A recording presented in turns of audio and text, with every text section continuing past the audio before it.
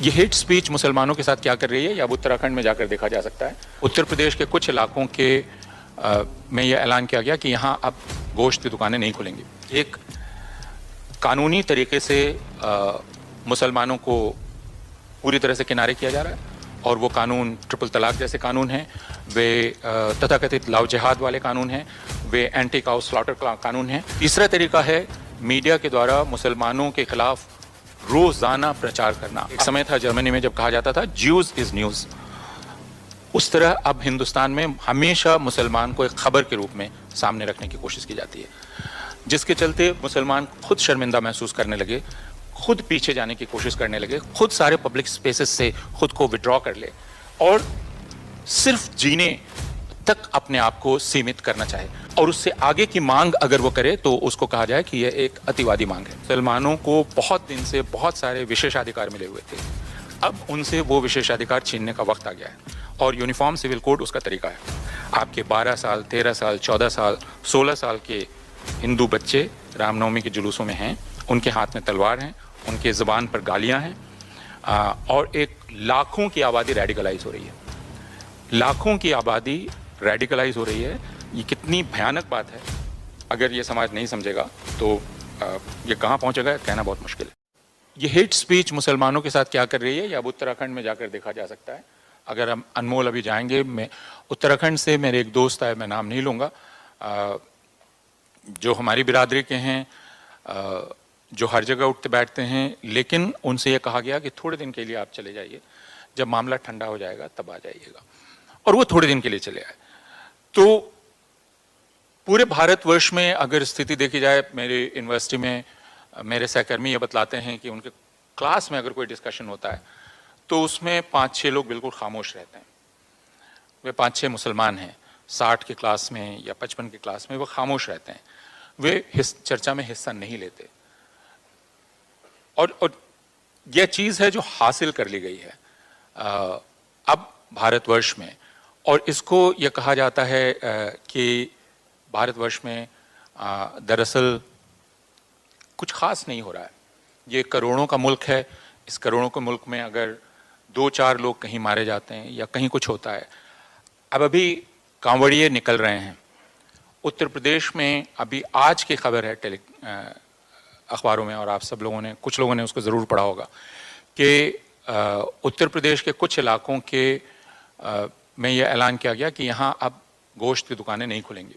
गोश्त की दुकानें नहीं खुलेंगी, मसला सिर्फ ये नहीं है, बल्कि उनके गोश्त की दुकानों को काले कपड़े से और ढक दिया गया। इतना ही नहीं किया गया, 114 ऐसे मुसलमानों को पुलिस स्टेशन बुलाया गया और उनसे कहा गया कि उनको बुलाया गया है पीस मीटिंग के लिए, और बुलाकर उन्हें कस्टडी में डाला गया और जेल भेज दिया गया। क्यों? वे उन्होंने क्या किया था? गोश्त की दुकानें चलाते थे या कुछ और करते थे, लेकिन पुलिस ने कहा उनको अंदेशा है कि वो आगे जाकर कुछ कर सकते हैं और इसलिए उनको प्रिवेंटिव कस्टडी में डाल दिया गया। वो जेल में है सिर्फ इसलिए कि वे मुसलमान हैं। तो मुझे पता नहीं कि हम किस चीज़ का इंतज़ार कर रहे हैं। हम अगर अभी भी ये इंतज़ार कर रहे हैं कि 2000, 4000, 5000 मुसलमानों के कत्ल की खबर जब तक नहीं आती है तब तक हम समझेंगे कि कुछ भारतवर्ष में नहीं हो रहा है और सामान्य चल रहा है, तो भारतवर्ष एक बहुत असामान्य अवस्था में है और एक तरह का मनोवैज्ञानिक जनसंहार भारत में चल रहा है।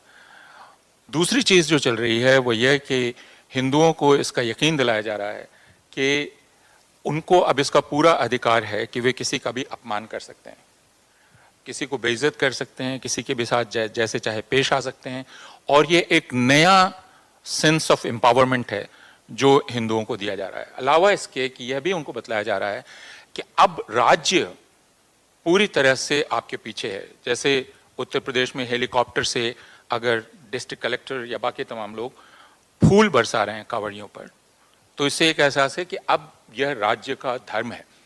हम शेंगोल की बात अभी कर ही नहीं रहे हैं, जो शेंगोल संसद में स्थापित किया गया, जिसका एक बड़ा प्रतीकात्मक अर्थ है कि जब वह संसद में स्पीकर की कुर्सी के बगल में शेंगोल स्थापित किया गया, और जिस पर हम लोगों ने, जिसको बहुत गंभीरता से नहीं लिया, मैं कहूँगा वक्ती चर्चा जो भी हुई, वक्ती उत्तेजना जो भी हुई, लेकिन यह एक प्रतीकात्मक परिवर्तन है।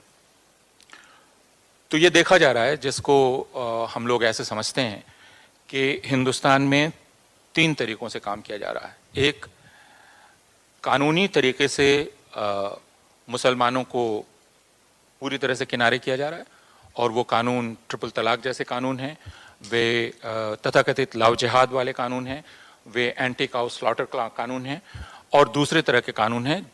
तो ये एक कानून का रास्ता है।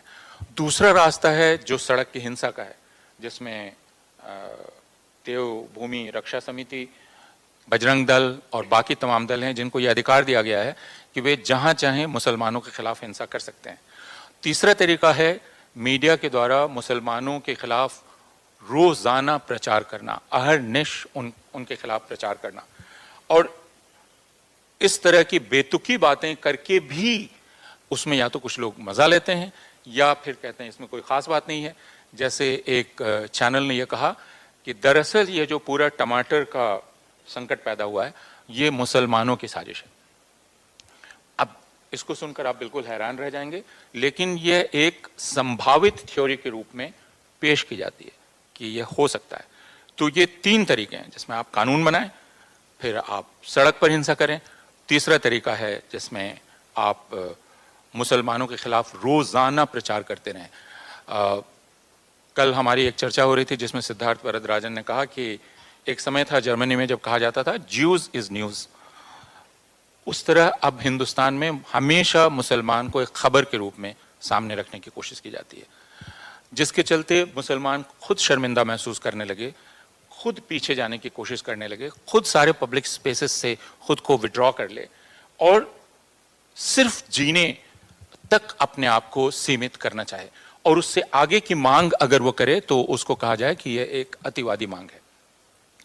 लेकिन मेरी समझ से यह सब कुछ बदला जा सकता है, और वो सिर्फ एक तरह, और यह मैं आखिरी बात अभी के लिए कह के अपनी बात खत्म करूंगा, वो ये कि अब शायद हमें बहुत ज़्यादा की उम्मीद नहीं करनी चाहिए। यह कि हिंदुओं के दिल में मुसलमानों के लिए बहुत सारे पूर्वग्रह हैं, जिन पूर्वग्रहों को उन्हें दूर करना चाहिए। जैसे कि मुसलमान 4 शादी करते हैं तो हम आंकड़े पेश करेंगे और कहेंगे कि नहीं पॉलीगैमी उनमें उतनी नहीं है जितने हिंदुओं में है। फिर कहेंगे वो बहुत बच्चे पैदा करते हैं, तो फिर हम आंकड़े पेश करेंगे और कहेंगे नहीं फर्टिलिटी रेट देखिए अब यहाँ हो गई है, यहाँ हो गई है।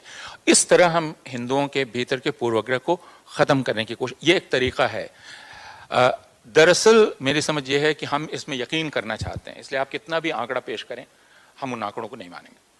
आप कितना भी कहें कि नहीं मुसलमान गंदा नहीं रहता है, हम उसको नहीं मानेंगे। नहीं मुसलमान उतना गाय का गोश्त भी नहीं खाता है, हम उसको भी नहीं मानेंगे। तो इसका मतलब मैं आपके दिल को अपनी तरफ से साफ नहीं कर सकता, लेकिन मेरा इस मुल्क पर हक है। तो जो न्यूनतम चीज या अधिकतम चीज, जो मिनिमम है वो मैक्सिमम है, वो ये कि अब इस मुल्क में कानून का राज स्थापित होना चाहिए। यानी आपके मन में जो पूर्वग्रह हैं वो पूर्वग्रह मेरे खिलाफ हिंसा में तब्दील ना हो, इसकी गारंटी की जानी चाहिए। और ये किया जा सकता है। ये कम से कम अभी कर्नाटक ने पिछले 2 महीने में दिखलाया है। कर्नाटक के 2 महीना पहले के कर्नाटक की खबरों को देखिए और अभी 2 महीने के कर्नाटक को देखिए, जिसमें कर्नाटक सरकार ने बहुत सख्ती से सारे हिंदुत्ववादी संगठनों को कहा है कि एक भी मसला ऐसा आया आपके साथ बहुत ही सख्ती से पेश आया जाएगा। और कर्नाटक में 2 महीना पहले जो रोजाना घृणा अभियान दिखलाई पड़ रहा था, रोजाना हिंसा की घटना दिखलाई पड़ रही थी, अभी 2 महीने से बिल्कुल खामोशी है। हम नहीं कह सकते आगे रहेगी कि नहीं, हम नहीं कह सकते कि राज्य का तंत्र रहेगा नहीं, लेकिन राज्य के मुख्यमंत्री और उप मुख्यमंत्री ने सारे पुलिस अधिकारियों को और सारे जिला अधिकारियों को और सारे प्रशासनिक अधिकारियों को बैठाकर कहा कि आपने यह होने दिया है और आज से आप इसे नहीं होने देंगे। तो भारत में जो तब्दीली हुई है पिछले 8 वर्ष में, वो तब्दीली ये हुई है, और इस बात को भी कहा जाना चाहिए कि हम हमेशा राजनीतिक शक्तियों को कहते हैं कि पॉलिटिकल पावर रिस्पॉन्सिबल है, लेकिन हमें यह कहना चाहिए कि जिम्मेदार वो प्रशासक है, वह पुलिस अधिकारी, वह जिलाधिकारी जो वहां पर है, और वह यह कह के नहीं निकल सकता कि ऊपर से आदेश आए। और अब यह कहा जा सकता है कि भारतवर्ष में कानून व्यवस्था की जिम्मेदारी जिनको है, उनमें से 90% से ज़्यादा लोग इस्लामोफोब हैं। और यह एक बहुत ख़तरनाक चीज़ हुई है। और यह भी कहा जा सकता है कि भारतवर्ष में पहले जो अल्पसंख्यकों को विश्वास था सेना पर, वह विश्वास भी अब काफ़ी कुछ हिल गया है। तो हम एक ऐसी स्थिति में हैं। आगे क्या होगा, कैसे होगा, ये कहना मुश्किल है। लेकिन जैसे कर्नाटक में किसी भी तरह सत्ता परिवर्तन किया गया और कानून के राज को स्थापित करने की कोशिश की गई, वह न्यूनतम, कम से कम जो अभी का मैं कहता हूं मैक्सिमम है, उसे अचीव करने की, उसे हासिल करने की हमें कोशिश करनी चाहिए। आखिरी बात मैं आपसे कहना चाहता हूं कि जिसको आप कहते हैं कॉन्सेप्ट, तो वो कॉन्सेप्ट क्या है यूनिफॉर्म सिविल कोड का? वो एक नाम है ना, एक एम्प्टी शेल है, और उस खाली खोल में आप मानी भर रहे हैं। मानी कैसे भरे जाते हैं? यूनिफॉर्म सिविल कोड की सबसे ताज़ा बात किस तरह से की गई, तो आप उस संदर्भ को हटा नहीं सकते। प्रधानमंत्री अमेरिका की यात्रा से पहुंचे, पहला बड़ा भाषण उन्होंने जो दिया, उसमें उन्होंने 3-4 बातें कही। उन्होंने कहा कि मुसलमान बहनों के साथ बहुत अत्याचार हो रहा है और मुसलमान बहनें मुझे अपना भाई मानती हैं। मैंने ट्रिपल तलाक का कानून लाया, उससे उनका बहुत भला हुआ, तो मैं उनका भाई हूँ। दूसरी बात उन्होंने कही कि मुसलमान पसमानदा लोगों के साथ बहुत अत्याचार होता है और उनको न्याय दिलाना बहुत ज़रूरी है, वह काम भी किया जाना चाहिए। लोग अपीजमेंट के नाम पर उनके साथ अत्याचार कर रहे हैं। और तीसरी बात उन्होंने कही कि यूनिफॉर्म सिविल कोड बहुत ज़रूरी है, क्योंकि परिवार में 2 तरह के कानून एक परिवार में नहीं चल सकते। और उसके फ़ौरन बाद जो बैठक हुई पार्लियामेंट्री पैनल की, उसके मुखिया ने कहा कि हम विचार कर रहे हैं कि इनसे ट्राइबल्स को हटा दिया जाए, ट्राइबल्स इसमें नहीं रहेंगे। फिर नागालैंड के मुख्यमंत्री ने कहा कि हमको विश्वास दिलाया गया है कि उत्तर पूर्व के जितने भी ट्राइबल्स हैं वो इसमें नहीं रहेंगे। तो फिर कहा गया कि गोवा के लोगों को भी शायद इससे बाहर कर दिया जाएगा। तो फिर बचा क्या, है ना? हम और आप ये समझें कि किसी भी एक विचार को, जो एक अमूर्त विचार है, उसमें कोई भी अर्थ भर दिया जा सकता है।